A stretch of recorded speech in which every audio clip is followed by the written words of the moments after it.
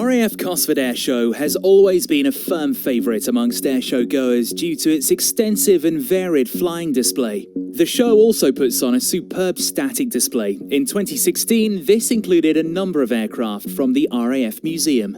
This year's show had a fantastic mix of displays, ranging from the likes of the Chipmunk, there to act as part of the Air Training Corps 75th anniversary, to rare appearances from the MiG-15 and Nanchang. The Gazelle Squadron made their debut at the show, and of course an RAF airshow wouldn't be complete without the Red Arrows.